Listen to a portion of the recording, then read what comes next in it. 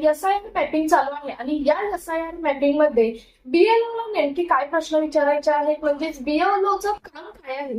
त्यानंतर बीएलओ तुमच्या घरी जेव्हा येईल तेव्हा बीएलओ तुम्हाला कोणते प्रश्न विचारणार आहे, तुम्हाला त्यांना कोणती कागदपत्रे दाखवायची आहेत, शिवाय तुमचं नाव यादीत आहे की नाही हे चेक कसं करायचं आहे, किंवा एसआयआर मॅपिंग नेमकं काय असतं याबद्दलचा डिटेल रिपोर्ट आपण आजच्या व्हिडिओमधून पाहणार आहोत. एक सविस्तर रिपोर्ट मी तयार केलेला आहे आणि तोच रिपोर्ट हा आपण आजच्या व्हिडिओमधून डिटेलमध्ये पाहणार आहोत. कारण बऱ्याच जणांचे प्रश्न आहेत की एसआयआर मॅपिंग म्हणजे नेमकं काय होणार आहे, किंवा जी लिस्ट आहे ती लिस्ट 2002 कशी पाहायची, तुम्हाला बीएलओ जेव्हा घरी येईल तेव्हा कागदपत्रे कोणते लागणार आहे, जर तुमचं घर बंद असेल तर बीएलओ काय करणार आहे, तुमच्याकडून एक फॉर्म भरून घेतला जाणार आहे, तो फॉर्म कशासाठी असणार आहे याबद्दलचा सविस्तर रिपोर्ट तयार केलेला आहे. तोच रिपोर्ट डिटेलमध्ये पाहूया. त्यामुळे व्हिडिओ स्किप न करता शेवटपर्यंत पाहायचे. चॅनलवर पहिल्यांदा आला असेल तर अशाच महत्त्वपूर्ण गव्हर्नमेंटच्या पुढील अपडेटसाठी चॅनल सबस्क्राईब करून शेजारी बेल आयकॉन ऑन करून ठेवा, म्हणजे असेच महत्त्वपूर्ण अपडेट तुमच्यापर्यंत रेग्युलर पोहोचत राहतील. तर नमस्कार, मी पूनम आणि तुम्ही पाहताय पुन्हा एक नवीन अपडेट. तर हा रिपोर्ट नेमका काय आहे तो पाहूया. तर बघा, केंद्रीय निवडणूक आयोगाने महाराष्ट्रात मतदार संघाच्या विशेष सखोल फेर तपासणीसाठी मोहिमेला सुरुवात केली आहे आणि ही मोहीम म्हणजेच एसआयआर पडताळणी होणार आहे. नेमकी काय आहे ती पाहूयात. बघा, मतदारसंघाचा आढावा घेण्यासाठी केंद्रीय निवडणूक आयोगाने आखलेल्या विशेष सखोल फेरफार तपासणीला एसआयआर असं म्हटलं जातं आणि ही एसआयआर ही आता सध्या चालू झालेली आहे. या मोहिमेअंतर्गत महाराष्ट्रासह देशातील जवळजवळ 16 राज्यांचा समावेश आहे. म्हणजेच एसआयआर मॅपिंग हे केलं जाणार आहे. या मोहिमेत सहभागी असलेले हजारो अधिकारी थेट मतदारांच्या घरोघरी जाऊन कागदपत्राची पडताळणी करणार असल्याचे सांगितलं जात आहे. या संपूर्ण प्रक्रियेला मतदारांवर काय परिणाम होईल, मतदार यादीत आपले नाव कायम ठेवण्यासाठी नागरिकांना काय करावे लागेल, असे असंख्य प्रश्न मतदारांना पडलेले आहेत आणि तेच प्रश्नांची उत्तरे पाहूयात. बघा, विशेष फेरफार मोहीम म्हणजे नेमकं काय असतं, म्हणजे ज्याला एसआयआर मॅपिंग असं म्हटलं जातं ते थोडक्यात काय असतं ते पाहूयात. त्यानंतर पुढची प्रोसेस पाहूयात. बघा, मतदार याद्यातील विशेष फेरफार तपासणी मोहीम म्हणजेच एसआयआर ही निवडणूक आयोगाद्वारे राबवली जाणारी एक व्यापक पडताळणी मोहीम आहे. याद्वारे घरोघरी जाऊन मतदार जे आहे त्यांना अपडेट केलं जाणार आहे. पात्र मतदारांची नावे समाविष्ट करणे, तसेच दुबार नावे काढून टाकणे, तसेच मृत किंवा कायमचे स्थलांतरित झालेल्या मतदारांची नावे यादीतून काढून टाकणे वगळणे, मतदारांच्या माहितीत असलेल्या चुका सुधारणे, तसेच केवळ पात्र भारतीय नागरिकांचेच नाव मतदार यादीत राहिलं असल्याची खात्री करणे असा या मोहिमेचा मुख्य उद्देश सरकारने ठेवलेला आहे. तसेच केंद्रीय निवडणूक आयोगाच्या माहितीनुसार देशभरामध्ये अशी शेवटची व्यापक मोहीम साधारणतः 20 वर्षापूर्वी राबवण्यात आलेली होती आणि तब्बल 20 वर्षानंतर अशी ही व्यापक मोहीम आता राबवली जात आहे. आता यानंतर पाहूयात कोणकोणत्या राज्यामध्ये ही मोहीम राबवली जाणार आहे. आपलं महाराष्ट्र तर आहेच, याचबरोबर जवळजवळ 16 राज्यांमध्ये ही मोहीम राबवली जाणार आहे. त्यामध्ये बघा, आंध्र प्रदेश आहे, अरुणाचल प्रदेश आहे, हरियाणा आहे, त्यानंतर झारखंड आहे, कर्नाटक आहे, मणिपूर आहे, मेघालय आहे, त्यानंतर मिझोराम आहे, नागालँड आहे, ओडिशा आहे, पंजाब आहे, सिक्कीम आहे, त्रिपुरा आहे, तेलंगणा आहे आणि उत्तराखंड या राज्यामध्ये, तसेच दिल्ली राष्ट्रीय राजधानी प्रदेश, चंदीगड आणि हवेली, तसेच दमण व दीव या केंद्रशासित प्रदेशांमध्ये सुद्धा ही एसआयआर मॅपिंग प्रोसेस ही सुरू झालेली आहे. या अंतर्गत जवळजवळ 36,73,00,000 मतदारांची पडताळणी हे केली जाणार आहे. प्रत्येक राज्याच्या मुख्य निवडणूक अधिकाऱ्यांनी जाहीर केलेल्या वेळापत्रकानुसार या मोहिमेचा कालावधी थोडासा वेगळा असणार आहे.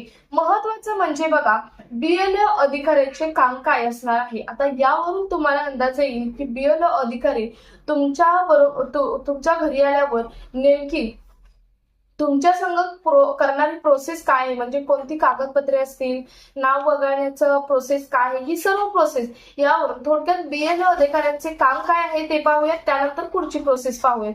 बघा, बीएलओ अधिकाऱ्यांचे काम काय असणार आहे, तर या मोहिमेसाठी नियुक्त केलेले जे बूथ लेवल अधिकारी, ज्याला बीएलओ म्हटलं जातं, यांच्या मतदारांच्या घरी भेट देऊन त्यांची पडताळणी करणार आहे. तसेच आवश्यक असल्यास त्यांच्याकडून अर्जही भरून घेणार आहे.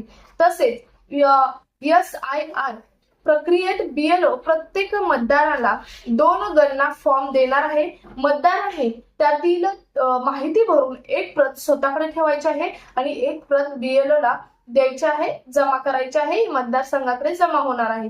ही माहिती ऑनलाईन सही सादर करता येणार आहे. बीएलओ कडे निवडणूक आयोगाचे अधिकृत ओळखपत्र असते, त्यामुळे घरात प्रवेश देण्यापूर्वी ओळखपत्र तपासणं गरजेचं आहे. कारण आता इतकं फ्रॉड झालेलं आहे की ओळखपत्र तपासल्याशिवाय कोणत्याही बीएलओच्या नावाखाली आलेल्या व्यक्तीला तुम्ही घरामध्ये घेऊ नका किंवा त्यांच्याशी कोणत्याही प्रकारचं डिस्कशन सुद्धा करू नका. एक विशेष ओळखपत्र त्यांना दिलेलं आहे. ते ओळखपत्र पहिल्यांदा चेक करा आणि त्यानंतरच त्यांच्या बरोबर जे काही डिस्कशन आहे ते डिस्कशन करा. त्यानंतर बघा, बीएलओ जर तुमचं घर बंद आढळलं तर बीएलओ नेमकं काय करणार आहे पाहूया. बघा, बीएलओ अधिकारी घर बंद असल्यास, काही सदस्य उपलब्ध नसल्यास त्यांना पुन्हा भेट देण्याची विनंती मतदार करू शकतात. म्हणजे जर एखाद्याच्या घरी बीएलओ गेला, ते घर बंद आहे किंवा त्यांच्या घरातील काही व्यक्ती अनुपस्थित आहेत, उपस्थित नाहीत, तर त्यांना पुन्हा भेट देण्याचे एक ऑप्शन सुद्धा मतदारसंघाकडून दिलेला आहे. तसेच याशिवाय पडताळणीची प्रक्रिया ऑनलाईन पद्धतीने पूर्ण करण्यासाठी मतदार आपापल्या भागातील बीएलओशी संपर्क करू शकतात. तुम्हाला जर ऑनलाईन प्रक्रिया पूर्ण करायची आहे तुमच्या वेळेनुसार, तर तुम्ही तुमच्या भागातील बीएलओशी संपर्क करू शकता. घर बंद असल्यामुळे मतदारांचे नाव यादीत आपोआप वगळले जाणार नाही. महत्वाचे अपडेट आहे. बंद आढळलेल्या घरांना बीएलओ किमान 3 वेळा भेट देण्याचे निर्देश देण्यात आलेले आहेत. म्हणजे तुमचं एकदा घर बंद असेल तर तुमचं नाव यादीतून आपोआप वगळलं जाणार नाही, पुन्हा त्याच घराला 3 वेळा भेट दिली जाणार आहे. मतदार निवडणूक आयोगाच्या मतदार सेवा पोर्टलद्वारे ऑनलाईन अर्ज करू शकतात. याशिवाय बीएलओ मार्फत ऑफलाईन पद्धतीने सुद्धा ही प्रक्रिया पूर्ण होऊ शकते. 18 वर्षे पूर्ण केलेल्या आणि मतदानासाठी पात्रतेच्या अटी पूर्ण बसणाऱ्या नागरिकांना नियमानुसार मतदार यादीत नाव समाविष्ट करण्यासाठी अर्ज करू शकतात तुमच्या बीएलओ मार्फत. नवीन जर अर्ज करायचा असेल तरी सुद्धा अर्ज करू शकता बीएलओ मार्फत. नुकतेच लग्न होऊन पत्ता बदललेल्या व्यक्तींना सुद्धा नवीन ठिकाणी मतदारासाठी नोंदणी करायची आहे तरी सुद्धा तुम्ही या बीएलओ कडेच करू शकता. तसेच जुन्या मतदारसंघातील नाव वगळण्याची विनंती सुद्धा यांच्याकडेच करू शकता. त्यासाठी आवश्यक कागदपत्रे बीएलओ कडे तुम्ही सादर करावी लागतात. आता ही कागदपत्रे कोणती असणार आहेत? आता बीएलओचं काम तर समजलं असेल तुम्हाला काय आहे ते.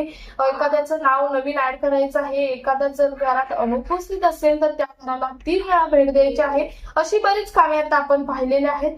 ती कामे बीएलओ ला करावी लागणार आहेत. आता तुम्हाला कागदपत्रे कोणती लागणार आहेत बघा.